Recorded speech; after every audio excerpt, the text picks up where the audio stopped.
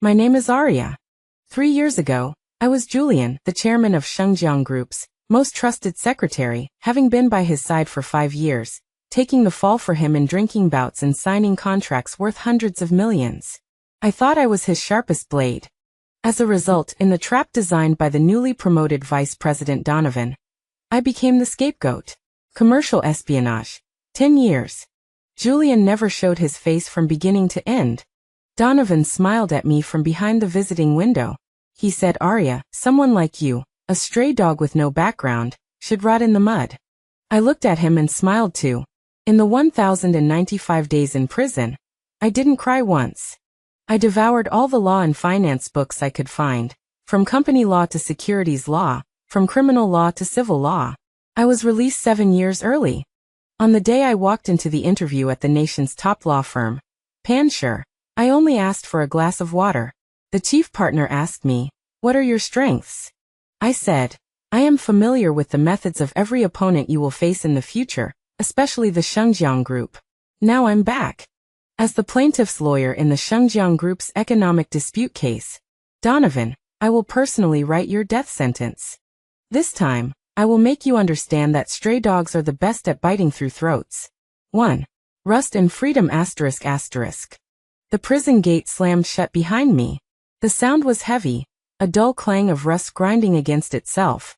For 1,095 days, I heard that sound every day. Today it was sending me off. My name is Arya, 29 years old. I looked up at the sky. The sunlight was a bit dazzling. I hadn't seen such bright light in 3 years. I was wearing the clothes issued to me upon my release, the fabric rough, with a smell of disinfectant. I had 300 yuan in my pocket, earned from sewing dolls for 3 years inside. A black phaeton was parked not far away. The car window rolled down, revealing a face etched in my bones. Donovan. He was still the same, impeccably dressed in a suit, his hair combed perfectly. His eyes behind the gold-rimmed glasses looked at me as if I were an ant. "Arya, I didn't expect you to come out so early." He had a smile on his lips, but the smile didn't reach his eyes. I didn't say anything. For 3 years, I had learned how to suppress all my emotions in my heart. "How was it? Did you enjoy the food inside?" He asked slowly, as if he were concerned about an old friend. I looked at the Patek Philippe on his wrist. I had helped Chairman Julian pick it out for him in Switzerland, before I went to prison. At the time he said, "Arya, you have a good eye." As a result, I was sent in for leaking commercial secrets in a turn of events. The evidence was conclusive. A tender that I had personally delivered had its core data appear on the desks of the competitors. And the only people who handled that tender last were Donovan and me. He had just returned from abroad, and was Julian's son-in-law, the new vice president of Shengjiang Group. I was Julian's secretary of 5 years. Choose one of two. The result was obvious. I didn't even have a decent lawyer, and was sentenced to 10 years. Donovan was here today to see what I looked like now. To see me embarrassed, to see me depressed, to see me with all my edges smoothed out. He wanted to confirm that this dog that had its teeth pulled out could no longer bite anyone. I took 2 steps forward and stood in front of his car window. "President Donovan, coming to pick me up in person. I'm really embarrassed." My voice was flat, even a little hoarse. I had barely spoken in 3 years. The smile on his face deepened. "It's only right. After all, we were colleagues. Chairman Julian originally wanted to come too, but he's busy." Julian. The name was like a needle, stuck in my heart. It didn't hurt, just numb. From the time I was taken away for investigation, to the trial, and then to the sentencing, he never appeared once. Not a single phone call, not a single message. For 5 years, I had shielded him from alcohol, stayed up late with him, and even taken a knife for him in a commercial negotiation ambush. I thought I was the person he trusted most. It turned out, I was just a pawn that he could casually discard after weighing the pros and cons. "Is Chairman Julian's health still good?" I asked. "Very good. Shengjiang Group's market value has doubled now, and my contribution is indispensable." Donovan leaned back in his seat, his fingers lightly tapping the steering wheel. He was flaunting. "Then congratulations, President Donovan." There was no expression on my face. My calmness seemed to make him feel a little bored. That's not what he wanted to see. He wanted to see me cry or curse. Arya, where do you plan to go next? If you have nowhere to go, I'll arrange a job for you. How about cleaning toilets? I'll pay you double the salary. He finally showed his fangs. I looked into his eyes and suddenly smiled. President Donovan, do you know what's the least valuable thing in prison? He was stunned for a moment. It's time. I said, what is the most valuable thing? It's time to. I leaned closer, and through the car window, I said to him word by word. I used 3 years to figure out a lot of things. For example, how to legally send a person to where he should be. The smile on Donovan's face froze. A hint of vigilance flashed in his eyes, but it was quickly replaced by arrogance. Arya, did you become stupid in prison? Telling me these things. You'll find out whether I'm stupid or not in the future. I straightened up and stopped looking at him. Thank you, President Donovan, for seeing me off. If there is a chance in the future, I will send you off too. After speaking, I turned around and left. Without looking back, I could feel his venomous gaze fixed on my back. I didn't take a taxi and just walked along the road. The sun baked the ground, and blisters quickly formed on the soles of my feet. It hurt, but this kind of pain made me feel awake. I needed this kind of clarity. I stopped at a bus stop. I pulled a crumpled 50 yuan bill from my pocket and bought a bottle of water and a piece of bread from a nearby kiosk. I devoured them. My stomach was burning. Then I took out the remaining money and bought a ticket to the city center. The bus was crowded, filled with a mixture of odors. I found a window seat. I watched the street scenes blur past. Tall buildings, billboards, well-dressed men and women. This world has been 3 years away from me. But I wasn't confused at all. I knew where I was going and what I was going to do. In the prison library, I read all the legal classics I could find. I took the bar exam 3 times, inside. The outside world didn't know. Donovan didn't know. Julian didn't know either. They all thought Arya was useless. The bus arrived at the city center square. I got off and looked up at the most magnificent office building across the street. Several gold-plated characters on the top of the building. Rock Law Firm. The top law firm in the country, specializing in economic lawsuits. Also the long-term legal advisor of Shengjiang Group. I walked into the building, and the receptionist stopped me. Miss, do you have an appointment? She sized me up, a hint of disdain in her eyes. The clothes I was wearing were out of place here. I'm looking for your chief partner, Lawyer Marcus. I said. The receptionist was stunned, and then laughed as if she had heard a joke. Our lawyer Marcus is very busy. He can't see anyone without an appointment. Tell him that someone named Arya is looking for him. My tone was calm. She said she knows the truth about the Shengjiang Group's commercial espionage case 3 years ago. The receptionist's expression was wonderful. Suspicion, contempt, and a hint of curiosity. She finally dialed the internal line. She whispered a few words into the microphone. After hanging up, the way she looked at me changed.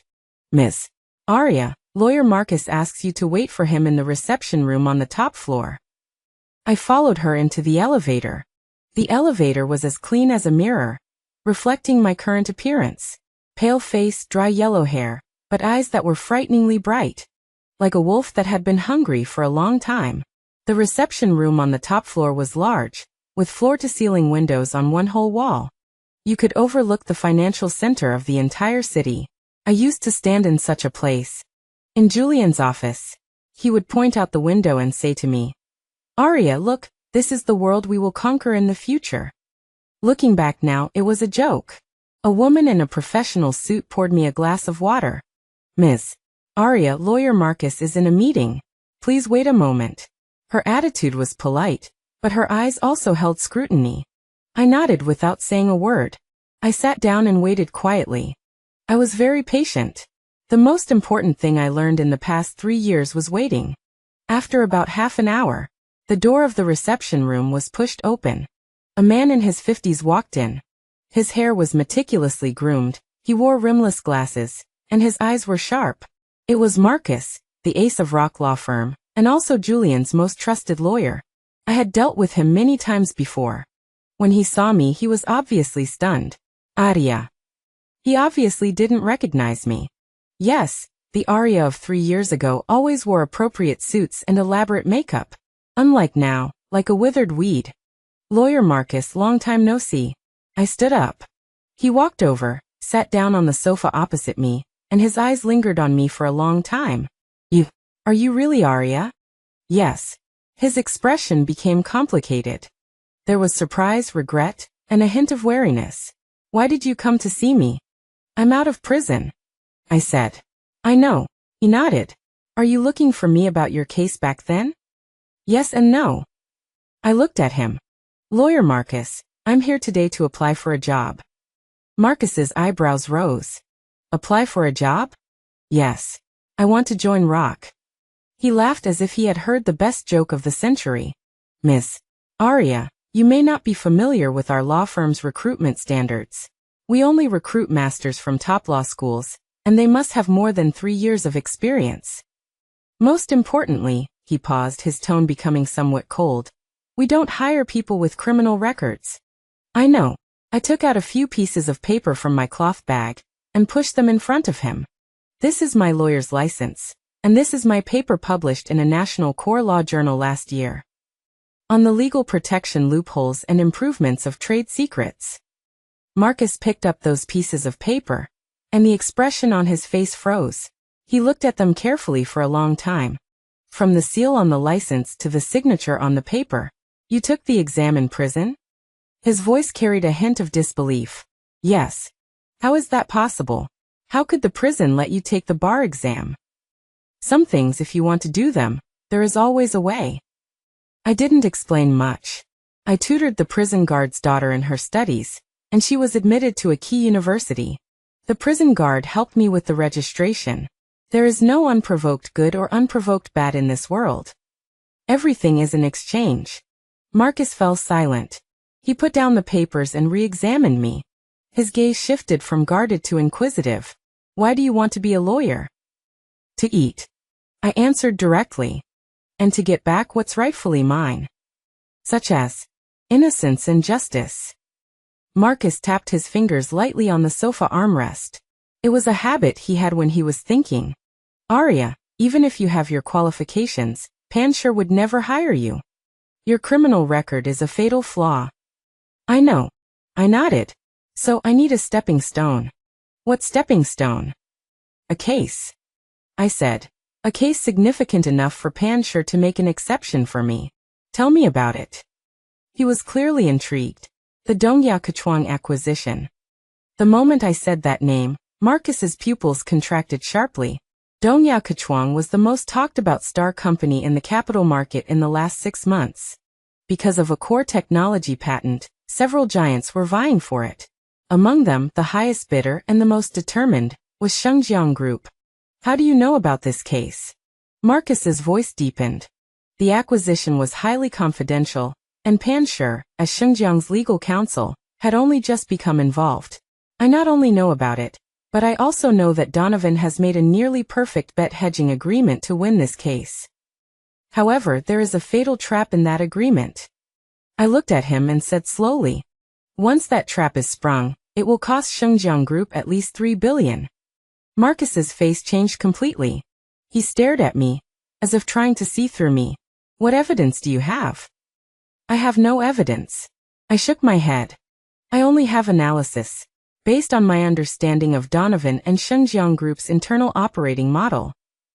Lawyer Marcus, Donovan is too eager to prove himself. He wants to get rid of the Julian son-in-law label, wants everyone to admit that he is stronger than Julian. So he is impatient for quick success, and only considers the immediate future, regardless of the consequences. The technical assessment report he obtained regarding Dongyao Kechuang is fake. Or rather, it's incomplete. Dongyao Kechuang's core technology has an undisclosed flaw that cannot be resolved in the short term.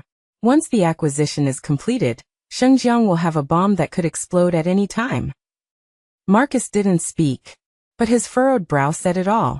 He knew I was right, or rather, I had voiced his long-standing concerns. How do you know all this? He asked. In prison, I watch financial news every day. I said. I would analyze every move Shengjiang Group made, every financial report. My understanding of Shengjiang may be deeper than Chairman Julian's. As for Donovan, I paused. I understand him too well. I know when he will lie, and I know what means he will use to achieve his goals. When he sneezes, I know whether he's going to catch a cold or have allergies the next day. Marcus took a deep breath. He stood up, walked to the window, and looked at the traffic below. After a long time, he turned around. Why should I believe you? You don't have to believe me. I said, you just need to send someone to verify what I said. Check out the founder of Dongya Kachwang's technology, why he suddenly resigned a year ago. Then check who Donovan met privately in order to get that perfect technical assessment report, and what benefits he gave them. Lawyer Marcus, you know very well how much collateral responsibility Panshur, as a legal advisor, will bear if Shengjiang really steps on this landmine. At that time, it's not just money that will be lost. There is also the golden reputation that Panshur law firm has accumulated over decades. Marcus's expression became extremely solemn. I'll give you a chance. He finally spoke. You can join my team temporarily as an intern lawyer. No base salary, only project commission. If what you say is true, and you can help the law firm solve this problem, I will personally make you a full-time employee. But if you're lying to me, I won't. I interrupted him. I want Xinjiang Group to be well more than anyone else. I looked at him and said, word by word. Because I want to personally take it back from Donovan's hands. I had my own desk at Panshur Law Firm. In the corner, right next to the printer, Marcus assigned me to his project team, with the position of legal assistant. The people in the team looked at me strangely. A woman with no background, wearing bargain basement clothes, and with a criminal record, parachuted into the ACE team. No one spoke to me. At lunchtime, they all went to the upscale restaurant downstairs in groups. I ate my own bread in the tea room alone. I don't care about these things. Being alone is the only way to avoid being discovered. My computer was the law firm's standard model, but I brought my own keyboard. Mechanical, it made a lot of noise when typing. One of the female lawyers in the team couldn't help but come over to remind me. Aria, your keyboard is too noisy, it will affect others. Her name was Isabel. She graduated from a prestigious school, was young and beautiful, and was the key object of training in the team. Sorry, I'm used to it. I didn't even lift my head. She curled her lips and walked away in high heels. She didn't know that every key, every chip on this keyboard was personally modified by me. It looks like a keyboard. Actually, it was a small server terminal. Here, no one would have thought that a woman just out of prison would do anything to their firewall. I need access to review all the files related to the Shengjiang Group and Dongya Kachwang acquisition case. Marcus gave me some, but he was still hesitant to hand over the most crucial parts. That's okay. I'll get them myself. At night, everyone had left work. I was the only one left in the office. I connected the keyboard to the computer, and a series of familiar green codes popped up on the screen. The internal network of Panshur Law Firm has a high level of security, but in my eyes, it's like a thin piece of paper. 3 years ago, I could enter and exit Shengjiang Group's database silently. Now Panshur's is no problem either. I gave myself temporary top-level access. All the information about the Dongya Kachwang acquisition was open to me. I plunged into the ocean of data like a greedy hunter. Gambling agreements, technical assessment reports, financial audits, board meeting minutes. I scrutinized every document carefully. Donovan did a very beautiful job. On the surface, it's flawless. Even the top legal team couldn't find any fault. But he was too hasty. In order to facilitate this acquisition as soon as possible, he used unconventional means in some key areas. For example, the technical assessment report. The report was issued by a well-known third-party organization in the industry, but the chief assessor who signed it had an anonymous remittance of 5 million yuan deposited into his account a month ago. And his son also successfully received an admission notice from an Ivy League university. Donovan thought he had handled these things cleanly.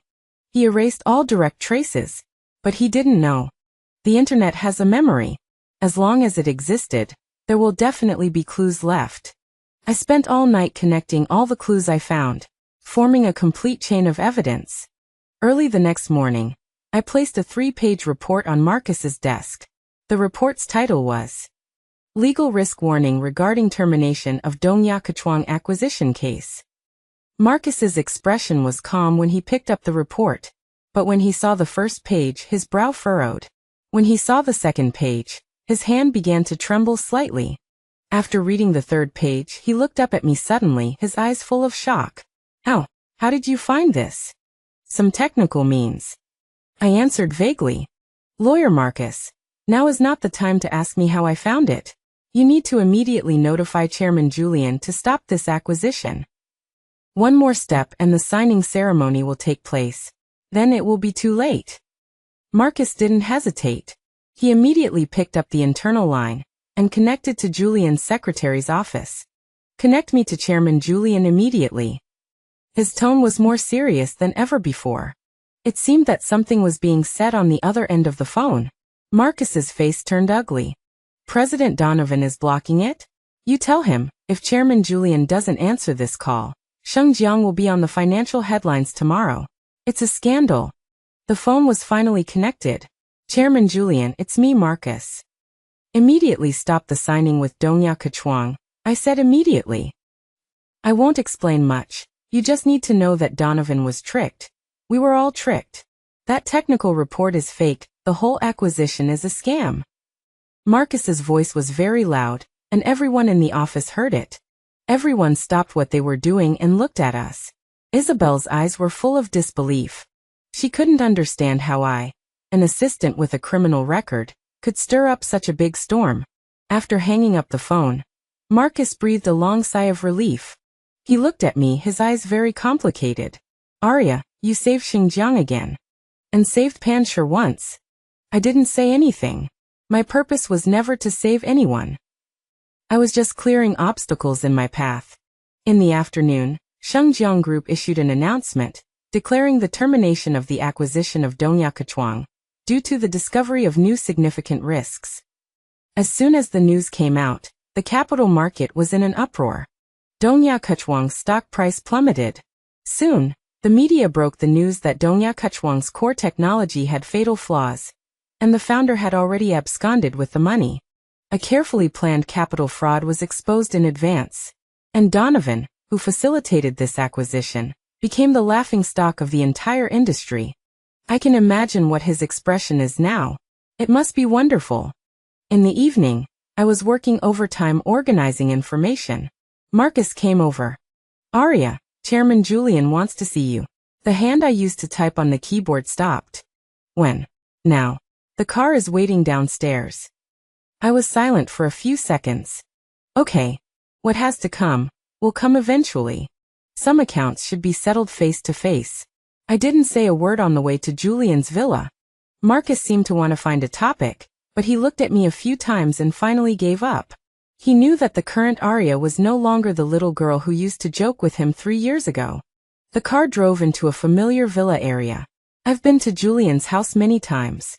In the past, it was to deliver documents or pick him up for meetings. Each time, it was in a hurry. Today, I was invited by him. As someone who was almost ruined by him. The butler opened the door. It was still Mr. Lewis. He was stunned for a long time when he saw me before squeezing out a smile. Miss Arya, you're here. Mr. Lewis, long time no see.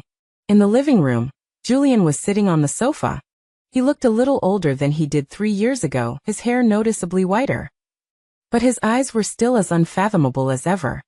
He didn't look at me, but stared at a tea set on the coffee table in front of him. Donovan was there too. He stood next to Julian, his face livid, his eyes like knives when he saw me come in. Arya, you really are something, he said through gritted teeth. As soon as you get out of prison, you ruin my good deeds. I ignored him and walked straight to Julian. Chairman Julian, you were looking for me? Julian slowly raised his head. He looked at me for a long time. You've lost weight, he said, his voice devoid of emotion. Sit down. I didn't sit. I just stood there, looking at him. Chairman Julian, 3 years ago, when I was taken away, I made 7 phone calls to you. You didn't answer a single one. On the day of the trial, I was in the defendant's seat, looking at the door the whole time. I thought you would come. You didn't come either. Where were you these past 3 years? My voice was calm, as if I was talking about something that had nothing to do with me. Julian picked up a teacup and took a sip. Arya, I am sorry for what happened back then. Just saying sorry is enough? I laughed. Chairman Julian, do you know how I spent these 3 years? You don't know, I interrupted him. You are high above.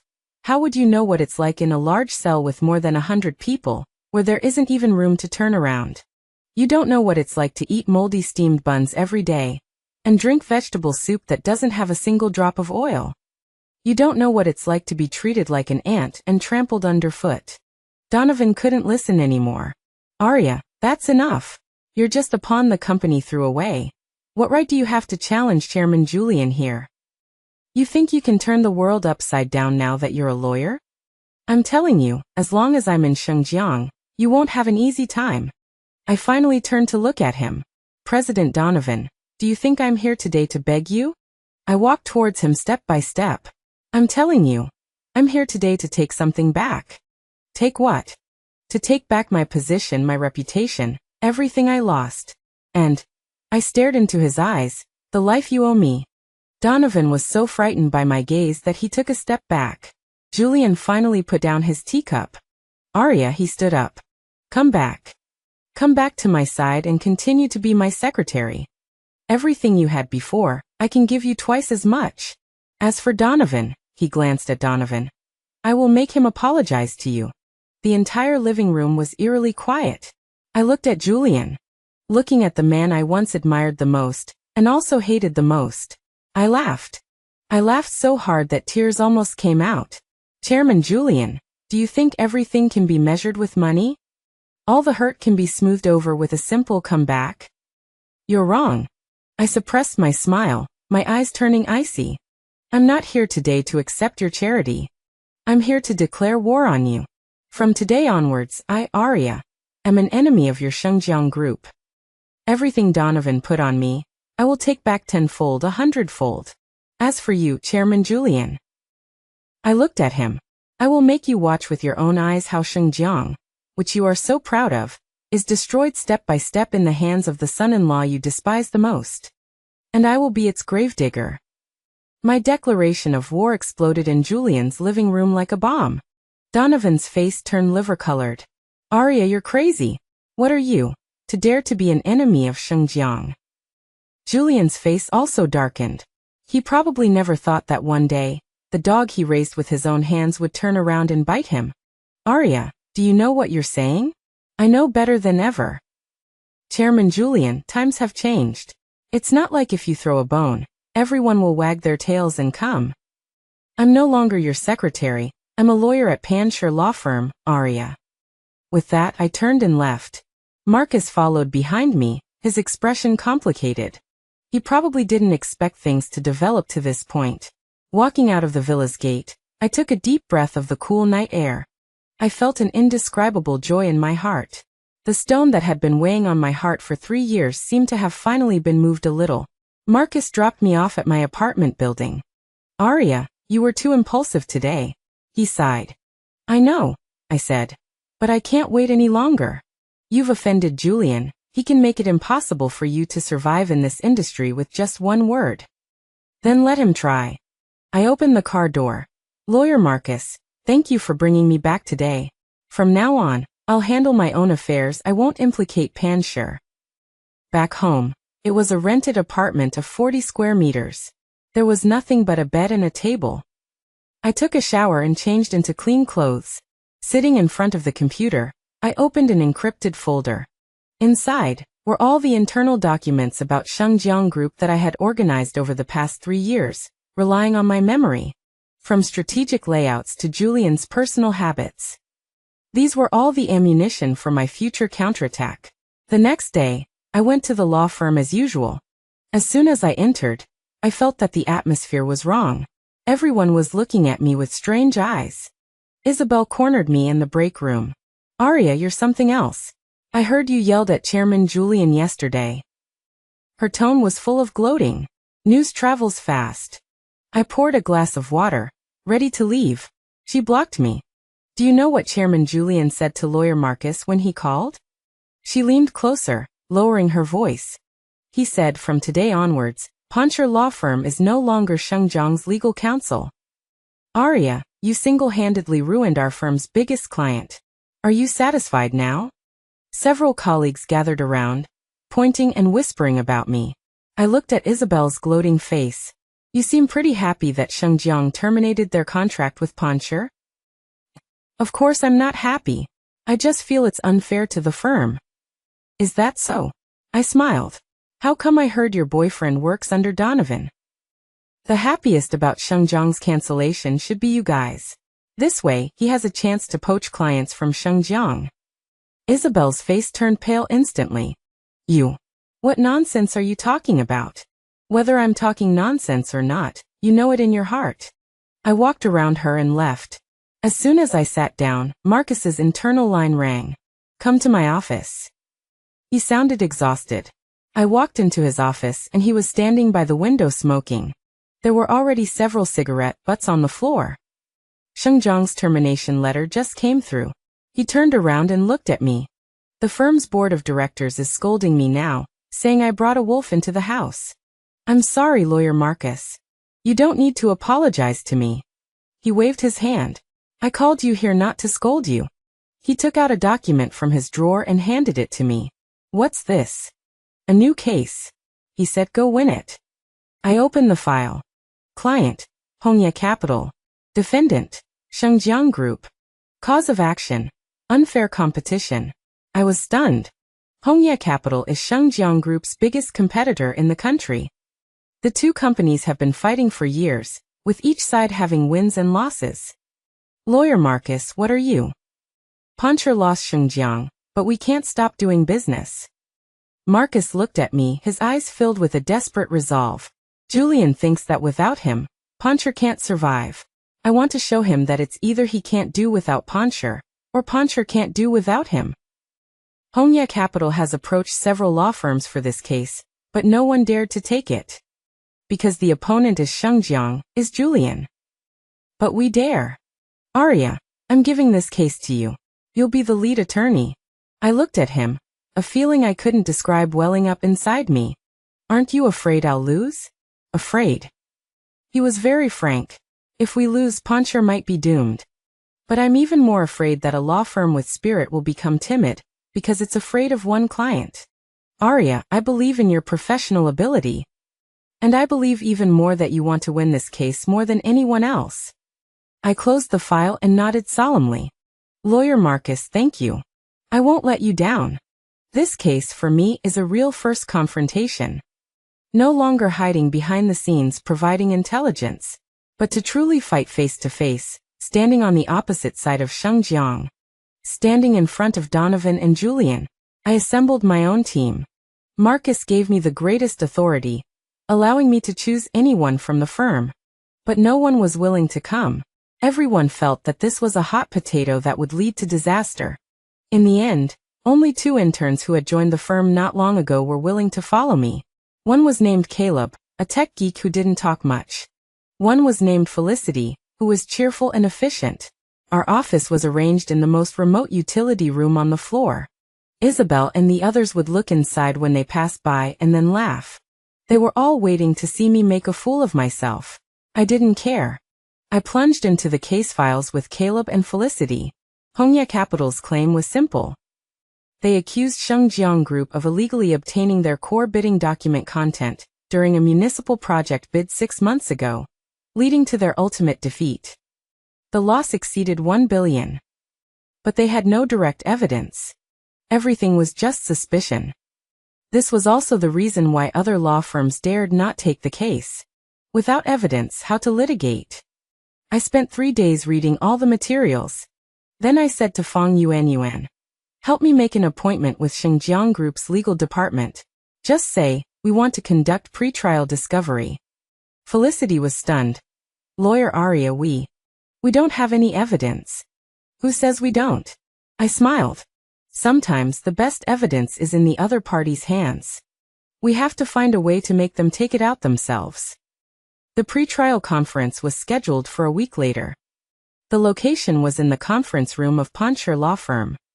That day, Donovan led the team himself. Following him was Shengjiang's top legal team. And their newly hired lawyer was a top player from another big law firm. It was a big show. Donovan walked into the conference room, and seeing me sitting in the main seat, was first stunned, then smiled. Arya, I wondered who Poncher would send. I didn't expect it to be you, the one with the record. It seems that Poncher really has no one left.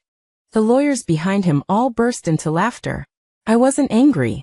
I gestured to Felicity to pour them water. President Donovan, long time no see. I calmly looked at him.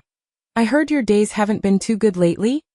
Shengjiang terminated the acquisition of East Asia Science and Technology, which avoided greater losses. But it also caused the board to seriously question Donovan's capabilities. His days recently have indeed not been good. My words accurately poked at his sore spot. His face darkened. Arya, cut the crap. Bring out whatever evidence you have. We came today to see how you Hongya Capital are fabricating slander. All right. I nodded and said to Caleb, show President Donovan what I prepared. Caleb operated on the laptop. The large screen in the conference room lit up. What appeared wasn't a document nor a photograph, but a piece of code. A stream of data scrolling rapidly. Donovan and the others were stunned. Arya, what are you up to? President Donovan, don't be impatient. I smiled. Look, this is the real-time data stream from your Shengjiang Group's internal server. Donovan's face changed drastically. How do you have this? Oh, I forgot to tell you. Besides being a lawyer, I also know a little about computer technology. Shengjiang's firewall is pretty good, but for me it only took a few minutes. I looked at his horrified expression and felt satisfied. President Donovan, the bidding document for that municipal project 6 months ago should still be archived in your server, right? Let me help you find it. I gently said into the air. Caleb, search keywords. Hongya Municipal Project Core Bidding Document. The data stream on the large screen suddenly stopped. Then an encrypted file package was highlighted. The file name was exactly the name of that bidding document. And the file's creation time was clearly displayed beside it. A full 3 days earlier than the start of the bidding. The conference room was deathly silent. Donovan and the lawyers he brought looked pale, as if they had seen a ghost. They never dreamed that I would use this method to obtain the irrefutable evidence that they could never destroy. President Donovan. I stood up, walked in front of him, and looked down at him. Now the evidence is here. Can we have a good talk now? Donovan slumped in his chair. Sweat soaked his expensive shirt. The team of lawyers behind him was silent. All the countermeasures they had brought had become useless pieces of paper at this moment. Arya. This is illegally obtained evidence. The court won't accept it. A young lawyer mustered his courage and shouted with a stern exterior but weak interior. I glanced at him. Illegal? I laughed. This lawyer, you may need to retake your evidence law course. I just showed everyone my personal computer desktop, which happened to have a few lines of code I wrote. As for this code, it just happens to be able to access your server, which only shows that your network security has a serious loophole that allows anyone to enter and exit at will. As a former employee of your company, I am now kindly reminding you. You're welcome. The young lawyer's face turned purplish red. He couldn't say a word. I ignored them and looked back at Donovan. President Donovan, I'll give you 2 choices. First, we'll see you in court. At that time, I can't guarantee whether this code will accidentally be leaked to the media. Shengjiang Group illegally stealing trade secrets. That headline should be pretty explosive. Second, compensate Hongya Capital for all losses, issue a public apology. Then you, Donovan, resign for dereliction of duty. Donovan suddenly looked up, his eyes filled with bloodshot. You're dreaming. Then we'll see you in court. I turned around, preparing to leave. Wait. Donovan stopped me. He struggled to stand up, staring intently at me. Arya, what exactly do you want? What I want has been clear from the beginning. I said. I want you to be utterly ruined. The meeting broke up unhappily. Donovan and the others ran out of the Poncher law firm, as if a ghost was chasing them. Felicity and Caleb looked at me. their eyes full of admiration. "Lawyer Arya, you're amazing," Felicity said excitedly. "I've never seen such a satisfying pretrial conference." Caleb also nodded. Although he didn't say anything, his eyes were shining. I smiled. "Don't be happy too soon," I said. "This is just the beginning. Donovan won't give up so easily. He will definitely retaliate." My premonition was accurate.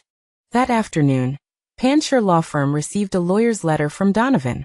He sued me in turn, saying that I was blackmailing him. At the same time, a large number of posts began to appear online, saying that I, Arya, was a woman who would do anything for money, saying that I was imprisoned back then because of greed, and now I want to use despicable means to extort Shengjiang. The posts also included the verdict of my case back then, as well as my current photo. It was a photo of me wearing a prison uniform, taken while I was getting air in prison. In the photo, I looked haggard and my eyes were hollow. The public opinion instantly exploded. Everyone started scolding me, saying that I was an unrepentant poisonous woman. The law firm's phone was ringing off the hook. All of them were complaints against me. There were even extremists who splashed paint on the entrance of our law firm, writing "Black-hearted lawyers, get out." Felicity and Caleb were about to cry. "Lawyer Arya, what do we do? This is a personal attack." "Don't worry." I was unusually calm. I had anticipated that Donovan would use this move. He wanted to crush me with public opinion, ruin my reputation, and make Rock Law Firm dare not hire me again. This move was indeed ruthless. Marcus called me to his office. He looked grave. "Arya, can you handle this?" "I can handle it. The board is under a lot of pressure. They're demanding I fire you immediately." "And what did you say?" I looked at him. I said, "Arya is my person. Unless I leave, no one can touch her." Marcus looked at me, his eyes firm. "I believe in you. But you also have to give me an explanation. What do you plan to do?" "Don't worry, Lawyer Marcus." I placed a USB drive on his desk. "Tomorrow morning at 9, help me send the contents here to all media outlets on the internet." "What is this?" "It's a big gift that Donovan gave me," I said. "I have to return it to him." The next morning, just when the entire internet was cursing me the most fiercely, a video was suddenly exposed. The video was filmed in a private room of a high-end clubhouse. The picture was very clear. Donovan was hugging a young, beautiful girl and forcing a glass of wine into her mouth. The girl struggled desperately. Donovan, while laughing, said to the people next to him, "See, these newly graduated little girls are the easiest to deal with. Give them some money, give them a designer bag, and they'll listen to everything you say." The new intern at our company, I got her to do whatever I wanted that way. In the video, he also mentioned several names. All of them were female employees who had recently joined Shengjiang Group in recent years. At the end of the video, Donovan said to the camera, "In this world, there's no woman that money and power can't handle. If there is, it just means the price hasn't been paid." As soon as the video came out, the whole internet exploded. The public opinion instantly reversed. The netizens who were cursing me a second ago all turned their guns around and aimed at Donovan. "Scum. Loser. Investigate Donovan thoroughly. Investigate Shengjiang Group thoroughly." Shengjiang Group's stock price plummeted. Donovan's phone was blowing up. Julian's phone was also blowing up. And I was sitting in the office, leisurely drinking coffee. Felicity and Caleb were stunned. "Lawyer Arya. This video. Did you film it?" "No." I shook my head. President Donovan himself filmed it. He has a hobby. He likes to record his process of conquering women and show it off to his friends in private. I just accidentally got the password to his cloud storage. This was an invisible net that I had prepared for Donovan. From the day I decided to deal with him, this net had already begun to be woven. I monitored his every move. His emails, his chat history, every website he visited, every file he downloaded. To me, he was completely transparent. He thought he was on the 5th floor. But he didn't know that I had already stood in the stratosphere. The matter eventually ended with Donovan publicly apologizing and announcing that he would be temporarily suspended from his duties due to personal reasons. Shengjiang Group also withdrew all accusations against me.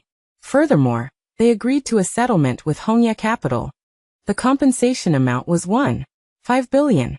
Rock law firm became famous in one battle. Arya, also became famous in one battle. Everyone knew that Rock had a female lawyer, who was not to be trifled with. She had been in jail, but she understood the law better than anyone. She didn't show any mercy, but she could win lawsuits better than anyone. Marcus gave me a separate office. Right next to his. He personally placed the senior partner nameplate on my desk. Arya, welcome, he said. I looked at the sunlight outside the window, and thought it was really nice. But it wasn't enough yet. Donovan was only suspended. He had not yet paid the price he deserved for what he had done. Julian was still looking down from above. My revenge had only just begun. After winning the Hongya case, I gained a firm foothold in Rock law firm. No one dared to talk about me behind my back anymore. Isabel went out of her way to avoid me when she saw me. I started taking on more cases, and I handled each one cleanly and efficiently. In half a year, I became another golden brand of Rock. Many people thought that I would stop there, and be my golden lawyer peacefully. They were wrong. Everything I did was just preparation. I was waiting for an opportunity to catch Donovan and Julian in one fell swoop. That day, I received an unexpected call. It was Mr. Lewis, the old butler of Julian's family. Miss Arya, it's me. His voice sounded very old. Mr. Lewis, is there anything I can help you with? Julian. Julian is sick and in the hospital. My heart skipped a beat. Julian was sick. Is it serious? The doctor said it was a heart problem. He just had surgery and is still in the intensive care unit. Mr. Lewis paused, his voice tinged with pleading. Miss Arya, I know I shouldn't make this call, but I would like to ask you, can you come see him? Before he fell into a coma, he kept calling your name. My hand tightened around the phone. Julian, the man I'd hated for 3 years. I had fantasized countless times about him being impoverished and kneeling before me in repentance. But I never imagined he would suddenly fall ill. My feelings were complicated. I understand. I hung up the phone and sat in my office for a long time. To go or not to go? Reason told me I shouldn't go. Everything about Julian was irrelevant to me now. But emotionally, a voice was pulling at me. After all, he had been my mentor. He had single-handedly promoted me from a fresh graduate to the chief secretary of the listed company's chairman. Without him, there would be no Arya as she once was. In the end, I went anyway. I bought a bouquet of white chrysanthemums and went to the hospital. Outside the intensive care unit, I saw Donovan. And Julian's daughter, Donovan's wife, Serafina. Serafina's gaze was complicated when she saw me. She used to treat me like her own sister. Sister Arya. You're here. I came to see Chairman Julian. Donovan gave me a cold look and didn't say anything. He had lost a lot of weight, his eyes were sunken and he looked haggard. Being suspended for the past 6 months had hit him hard. I looked at Julian in the hospital bed through the glass. He was covered in tubes and wore a respirator. The once high-spirited business mogul was now just a fragile old man. I stood for a while, put down the flowers and prepared to leave. Arya. Donovan called out to me. Are you satisfied now? His voice was hoarse. Getting me removed from my position, making Dad so angry he ended up in the hospital. Is this what you wanted? Donovan, Chairman Julian's illness has nothing to do with me. I said. That was you. You pushed him to this point step by step. If you hadn't been so greedy for merit and recklessly created such a mess with Dongyao Science and Technology, would he have been so angry that he had a heart attack? You. Donovan was speechless.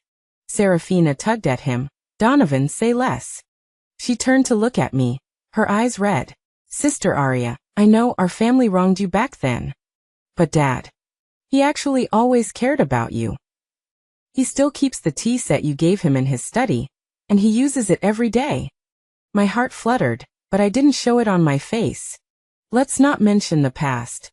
I turned to leave, and Donovan suddenly said, Arya, don't get too complacent. As long as I'm still Julian's son-in-law, Shengjiang will still be mine. I'll go back sooner or later. I stopped and looked back at him. It was that one look. I suddenly smelled a familiar scent. A perfume. Very faint, but very special. It was a blend of cedarwood and tobacco. I remembered that scent. 3 years ago, the day I was framed, I delivered a document to Donovan's office. His office had that scent.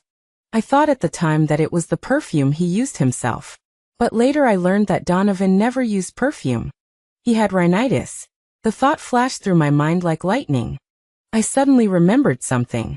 A detail I had always overlooked. I left the hospital and immediately drove back to the law firm. Caleb and Felicity were still at work. Caleb helped me investigate something right away. I told him the perfume brand and name. Check the sales records of this brand of perfume in China, especially in our city 3 years ago. Felicity, pull out all the case files for the Shengjiang Group's industrial espionage case 3 years ago. Lawyer Arya, have you made another new discovery? Perhaps. My heart was beating fast. A bold conjecture was slowly forming in my mind.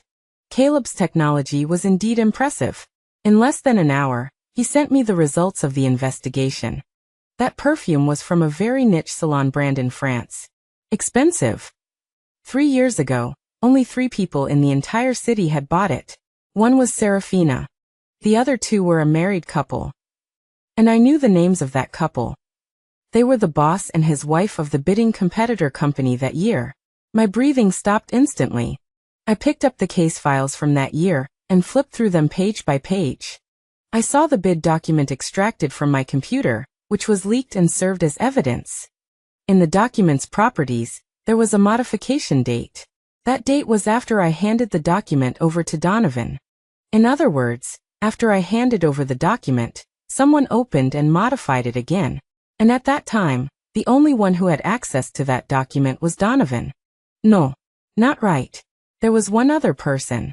Someone who could freely enter and leave Donovan's office and wouldn't arouse anyone's suspicion. I picked up the perfume purchase record, looking at Serafina's name. A terrifying truth, like peeling an onion, was unfolding before me layer by layer. It was her. All along, I had thought that Donovan had orchestrated my framing. I hated him. I wanted to take revenge on him. But I never thought. Behind Donovan, there was another person standing. A person I once treated like a dear sister. The one who smiled at me the sweetest. Serafina.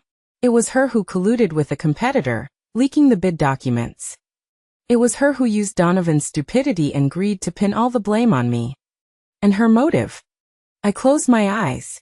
I remembered 3 years ago, when Julian, after a few drinks, said to me jokingly, "Arya, if only you were a man. I would marry Serafina to you and hand over the entire Xinjiang to you." At the time, Serafina was also present. She lowered her head, and no one saw her expression then. So it was jealousy. She was jealous that I had gained Julian's trust and appreciation. She was afraid that I, an outsider, would steal everything that should have belonged to her. Therefore, she wanted to ruin me. Ruin me completely. I opened my eyes, my gaze filled with iciness. Serafina, Donovan. You two make quite the couple. One's stupid, the other's venomous. Very well. Originally, I only wanted to strike at a snake. Now it seems, it's time to send the two of you on your way together. Having discovered Serafina, the venomous snake, I became calmer instead. My previous revenge plan needed adjustment. Only taking down Donovan would be too easy on them. What I want is for the two of them to turn against each other, like dogs fighting. I want them to send each other to hell with their own hands. Only then will this play be truly captivating. I need a witness. Someone who can prove Serafina had dealings with the competitor. I set my sights on Donovan's former secretary, Melanie. Melanie was the one who replaced me after I went to prison. But she was fired by Donovan for some reason after less than a year. I heard that she hadn't been doing well since then. I found Melanie's contact information and arranged to meet her at a coffee shop. She came. More haggard than I had imagined. Wearing a faded dress, with timidity and unease on her face. Lawyer Arya, is there something you wanted to talk to me about? She didn't even dare to look me in the eye. Miss Melanie, don't be nervous. I poured her a glass of water. I'm looking for you to talk about Donovan. Hearing that name, her body visibly trembled. I have nothing to do with him anymore.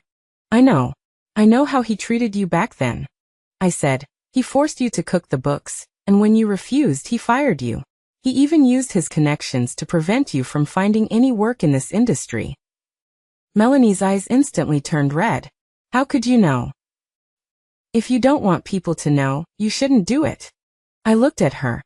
Melanie, are you willing to accept this? To have your life ruined by a scumbag like that?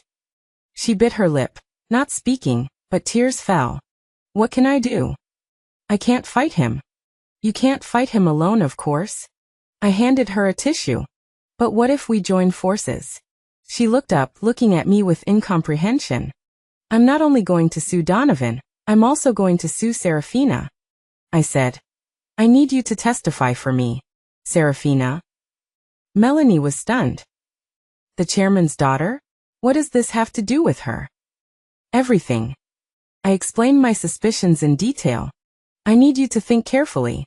During the year you were Donovan's secretary, did you ever see Serafina have contact with anyone from Hongya Capital?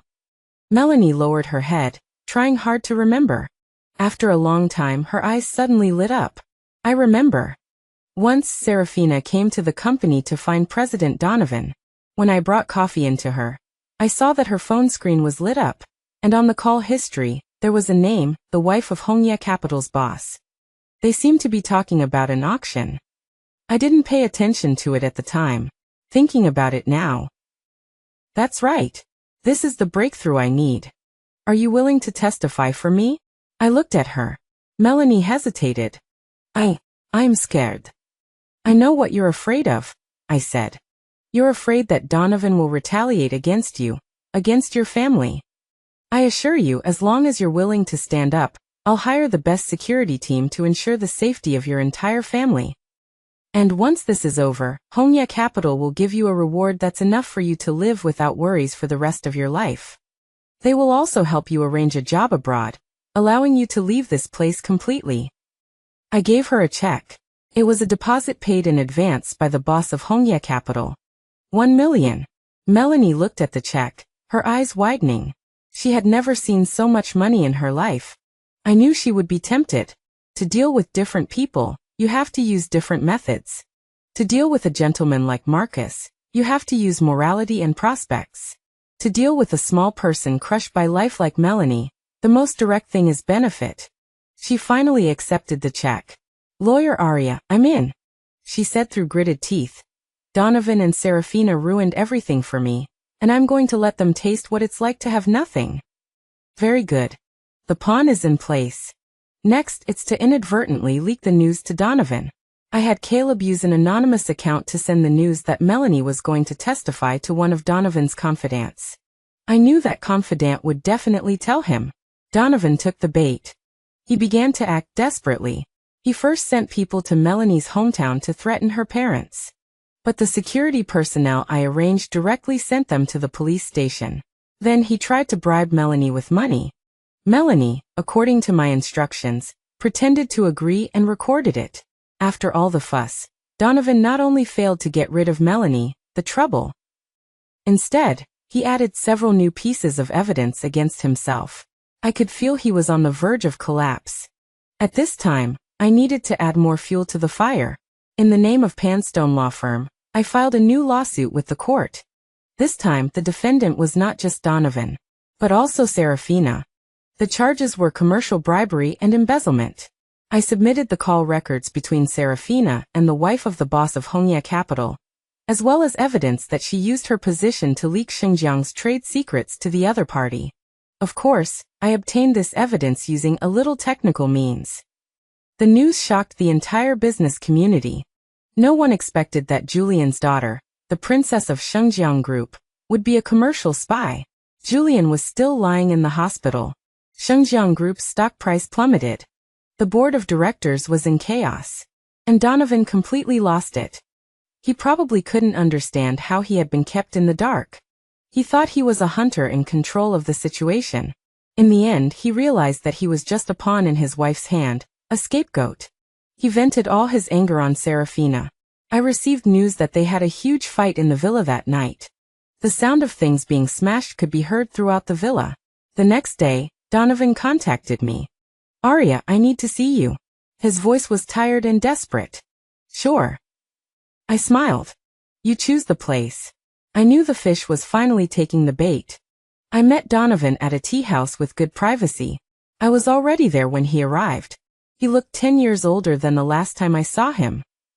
The arrogance in his eyes were gone, replaced by dejection and unwillingness. "Arya, you won." He sat down and got straight to the point. "It's too early to say I won." I poured him a cup of tea. "President Donovan, you didn't ask me here today just to admit defeat, did you?" He picked up the teacup, his hand trembling violently. "I want to divorce Serafina," he said. "And I want her to leave with nothing." I raised my eyebrows, but didn't say anything. "I know you must have more evidence." He looked at me. "Give it all to me. I want to personally send that viper to prison in court." "Why do you think I would help you?" I laughed. "Because we have a common enemy." A fire of revenge burned in Donovan's eyes. "Arya, I know you hate me, but you should hate Serafina the most. It was her who ruined both of us. As long as you help me, I am willing to be your star witness. I can testify as to how Serafina planned step by step to leak trade secrets and then frame you. I can also tell you all the dirt I know about Shengjiang Group." This offer was tempting. Donovan wanted to make a deal with me. He wanted to use Serafina and the entire Shengjiang Group to exchange for his own freedom. What a good dog. Seeing that I didn't speak, he added another bargaining chip. "I know you've always wanted to find out the truth about your father's death." My heart sank. My father was a long-time employee of Shengjiang Group. He died in a factory accident the year I graduated from college. The company's conclusion was an operational error. They paid some money and that was the end of it. Over the years, I had always felt that things weren't that simple, but due to lack of evidence, I had been unable to investigate further. "How do you know about this?" I stared at him. I accidentally overheard Julian talking about it with his old subordinates. Donovan said, "Your father's death was not an accident. It was Julian who deliberately created the accident to cover up the quality problems of a batch of substandard products from the factory. Your father took the blame for him." A loud bang. My mind went blank. So that's how it was. So, Julian owed me more than just 3 years in prison. He also owed me my father's life. I clenched the teacup tightly, my fingernails digging into my flesh. No wonder he had been so good to me, taking me by his side, carefully cultivating me. So that wasn't appreciation. It was guilt, it was compensation. He was using this method to appease his own conscience. How hypocritical. How cruel. I looked at Donovan, my eyes as cold as ice. "What's the evidence?" "The evidence is in the safe in Julian's study," Donovan said. "There you'll find all the information on those substandard products, as well as his handwritten notes on how he handled the matter. As long as you get it, you can make him never recover." I was silent. Donovan thought I was moved. "How about it, Arya? This deal is worth it, right? Let's work together to send Serafina in first, and then pull Julian down.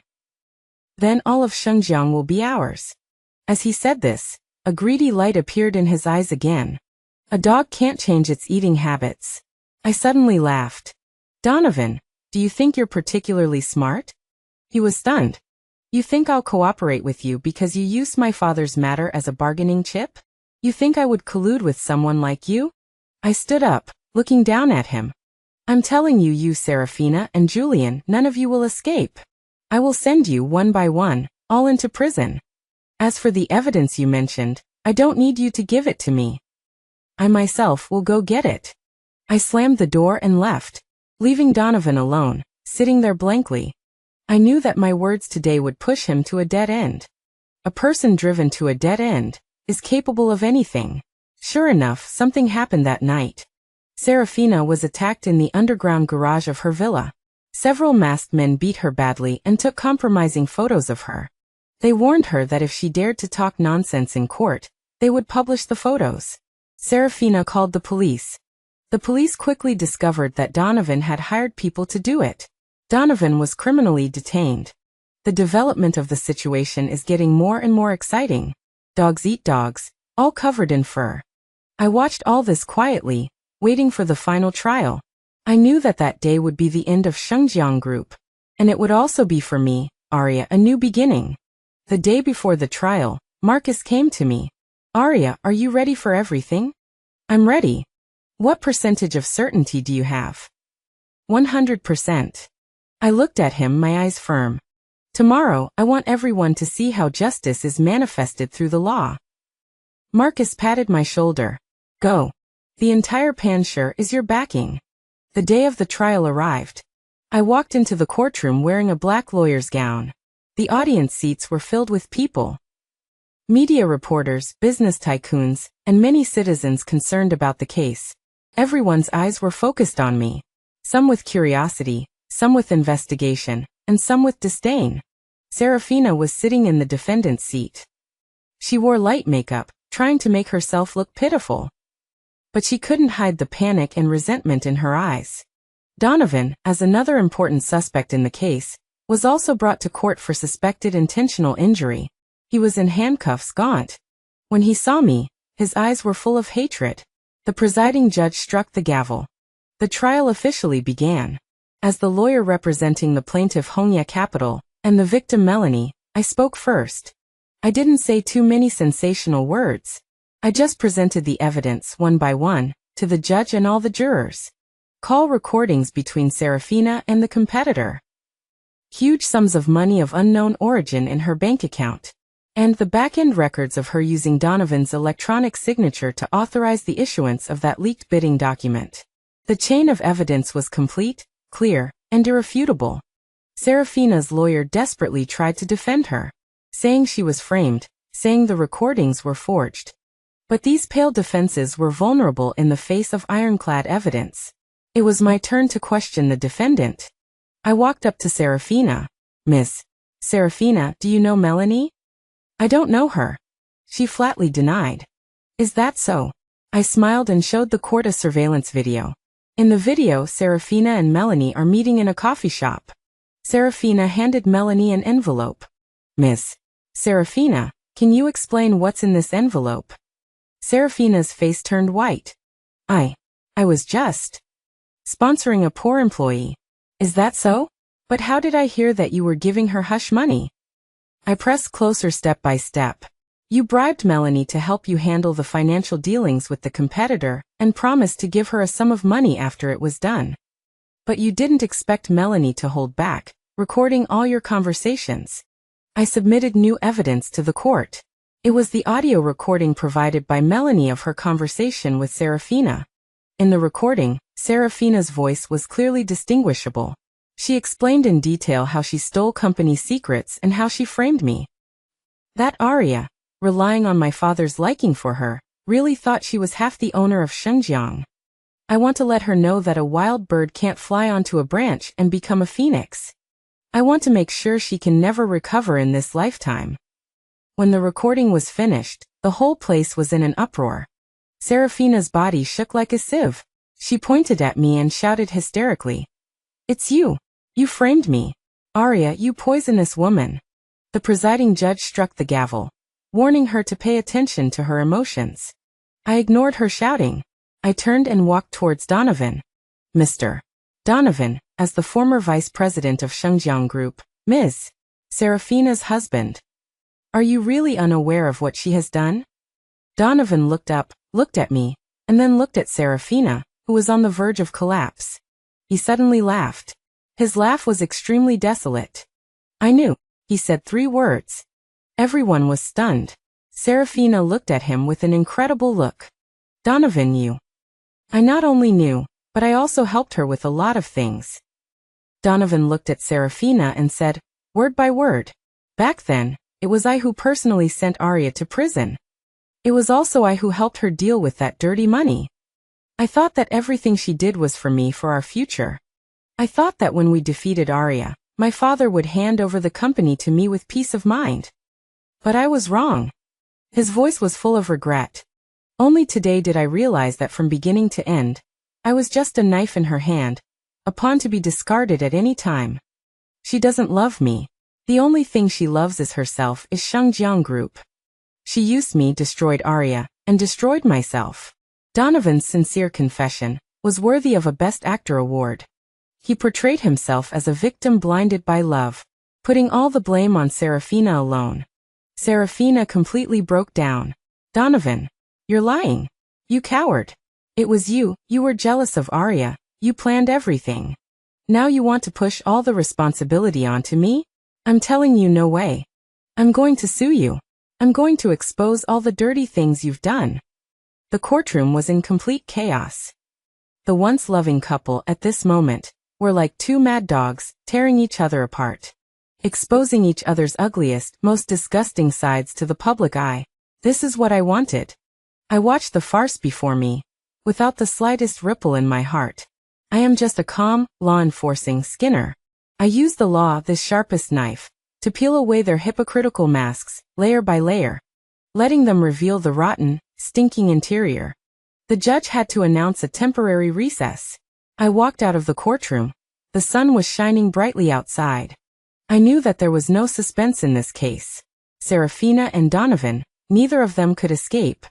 But my business is not over yet. There is still Julian. And my father's death. I will settle this final score as well.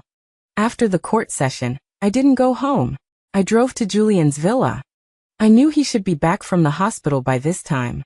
The villa was very quiet. Mr. Lewis opened the door for me. He looked several years older. Ms. Arya? Is Chairman Julian in the study? Yes. I went straight up to the second floor. The study door was not closed.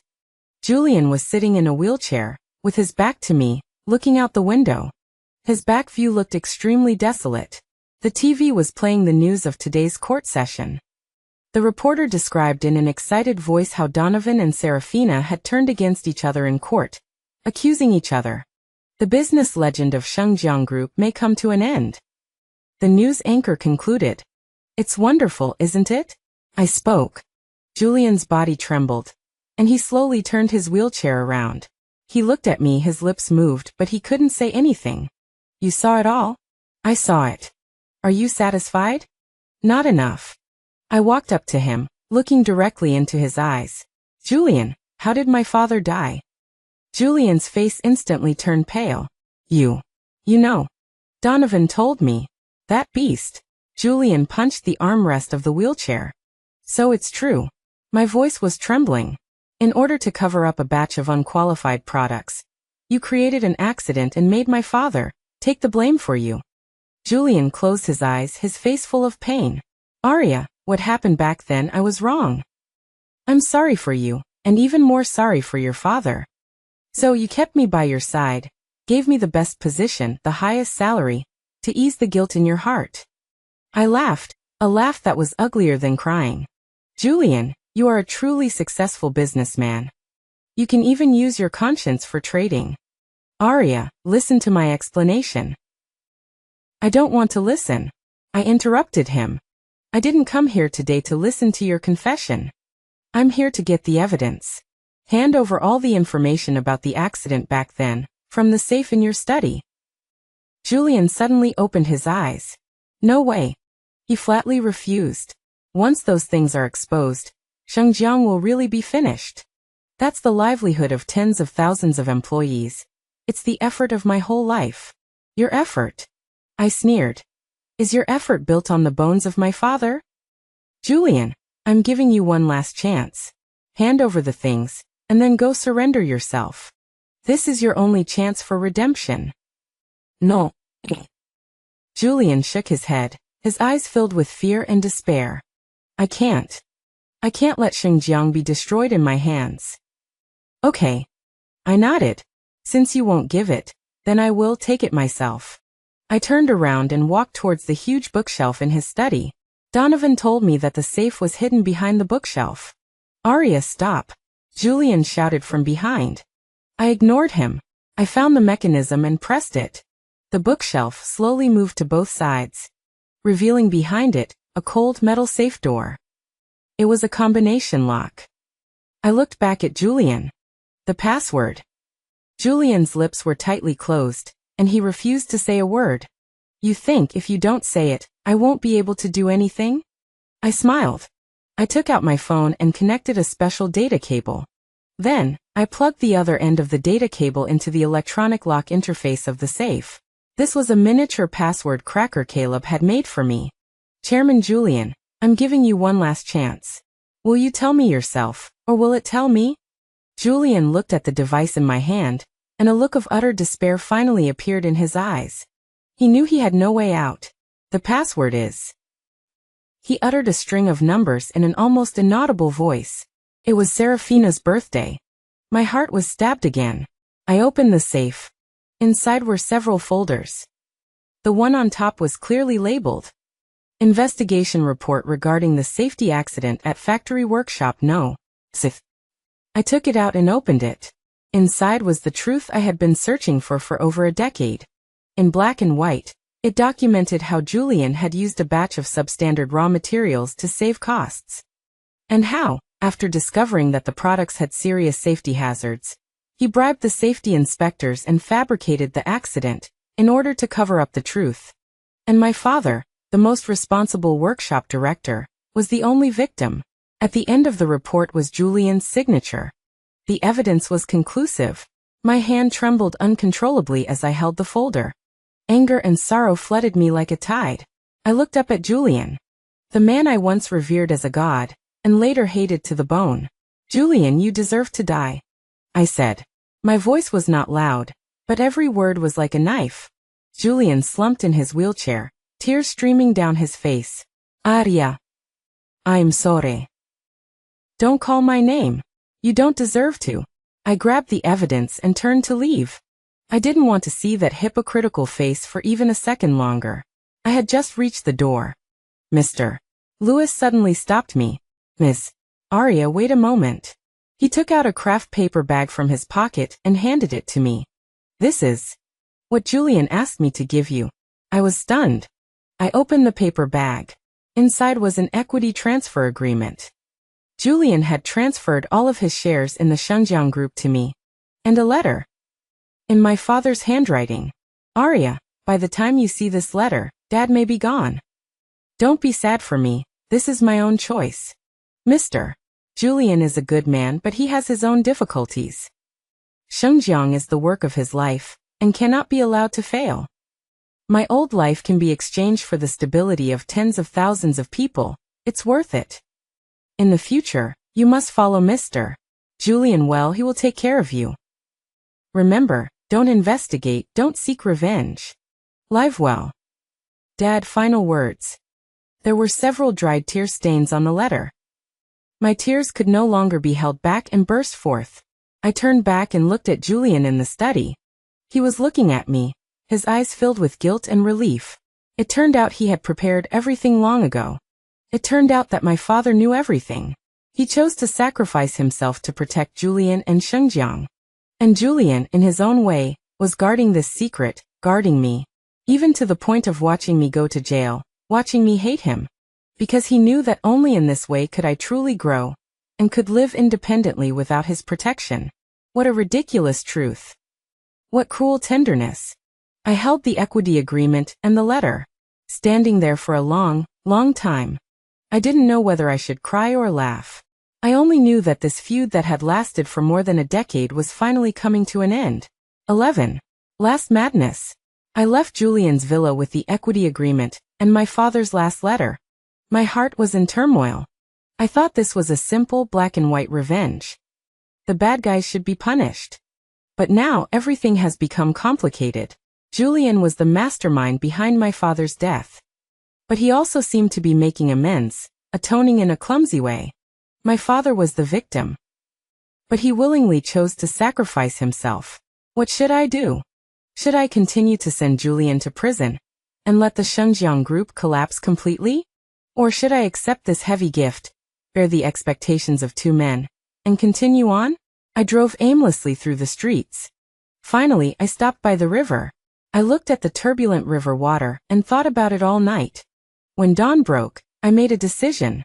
The next day, I went to the detention center to see Donovan. He was surprised to see me. Arya, why are you here? Have you figured it out and want to work with me? Donovan, I'm going to ask you something. I looked at him.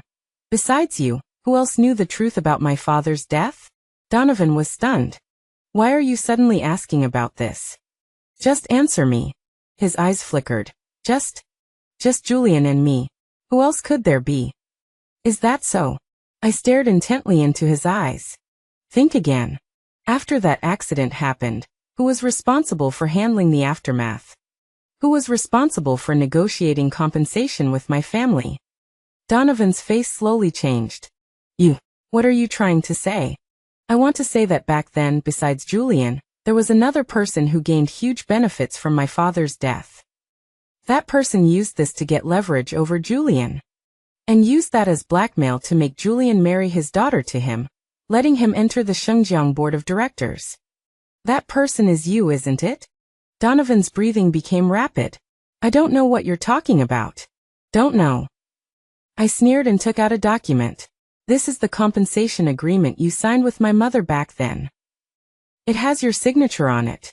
Why would you, the future crown prince, personally handle a work accident of an ordinary employee who has nothing to do with you?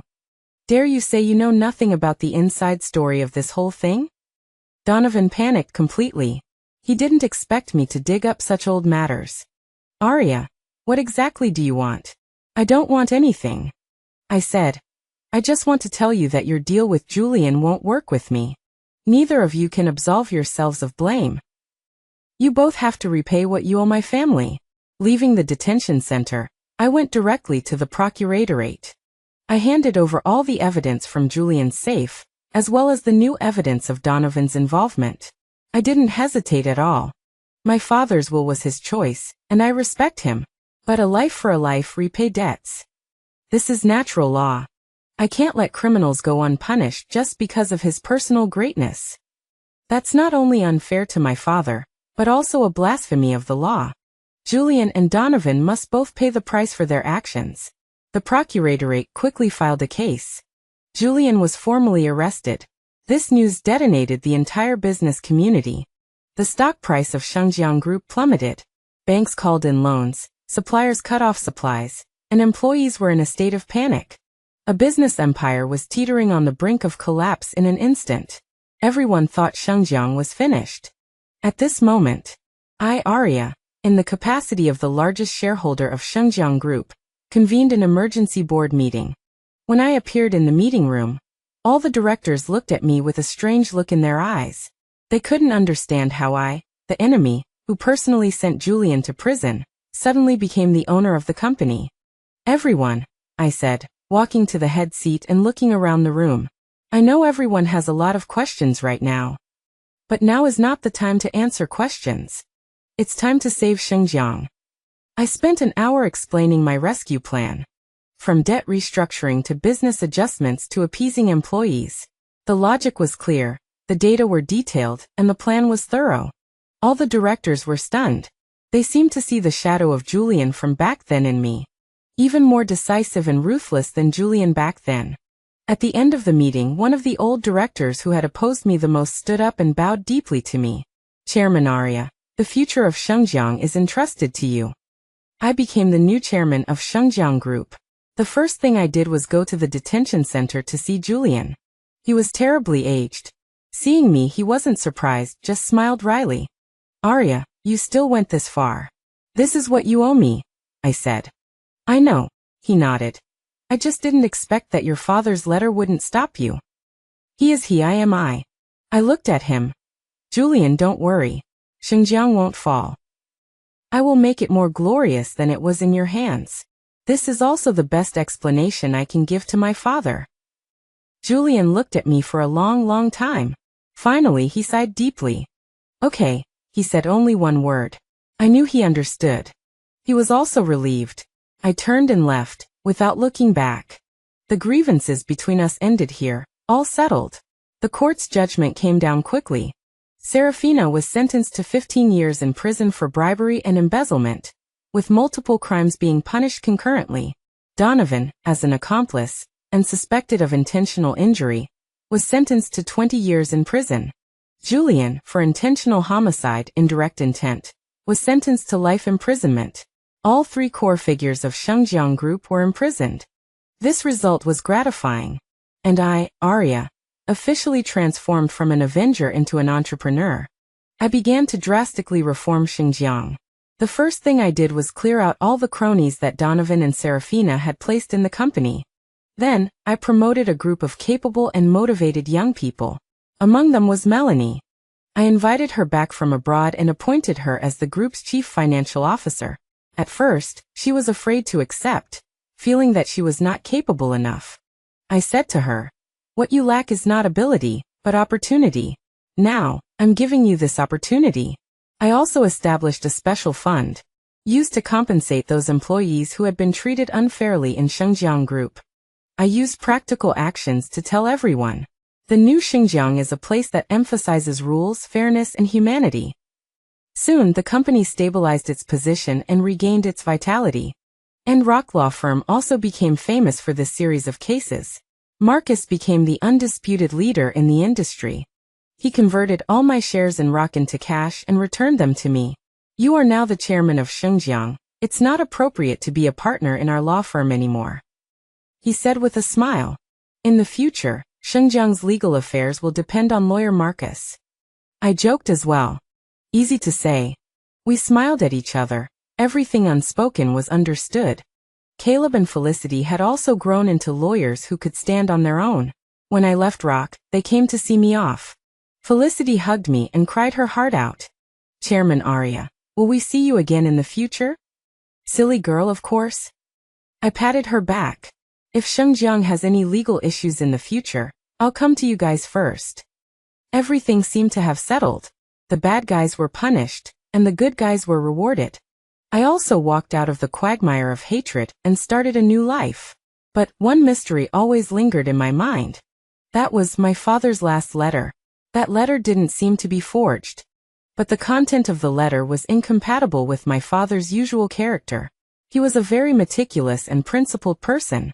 How could he willingly sacrifice himself for a boss who had made a mistake? This was unreasonable. Until one day Mr. Lewis came to find me. He handed me an old-looking recorder. "Chairman Arya, this is from Julian. He asked me to give it to you. He said, only listen to it when you can truly let go of hatred." I pressed the play button. Inside, my father's voice came. And Julian's voice. It was their last conversation. "Old Chung, I'm sorry for you." "Mr. Julian, don't say that. It's not your fault. It was my own operational error. I didn't notice the aging of the machine. It was me who let you use that batch of substandard parts." "That batch of parts, I've already secretly replaced them. I used the best ones, bought with my own money." "What?" "Mr. Julian, I know your difficulties. The company is just starting out, and funds are tight. If that batch of goods is scrapped, the company will be finished. I can't watch the lifetime of your hard work be ruined like this. So you..." "Mr. Julian, listen to me. I know my own body. Lung cancer, terminal stage. Not long to live. Rather than being bedridden and burdening my family, I'd rather use my useless life to make one last contribution to the company, to you. Old Qingyu. Promise me, take care of Arya. That child has a hard life. Don't let her know the truth. I don't want her to live in hatred. Let her hate me. That way she can live strong." The recording ended there. I sat there dumbfounded, holding the recorder. Tears streamed down my face silently. So this was the truth. No murder, no sacrifice. Only a kind old man, using the last light of his life to illuminate the people he wanted to protect. And a loyal boss, bearing a heavy secret, fulfilling a promise in his own way. I cried for a long time. Then I smiled. I finally understood my father's words in the letter. Don't seek revenge, live well. He wasn't telling me to forgive evil. He wanted me to let go of hatred and embrace a broader life. I stood up and walked to the window. Looking down, at the traffic flowing endlessly, the sunlight shone on my face. Very warm. I knew my war was over. And my life had just begun.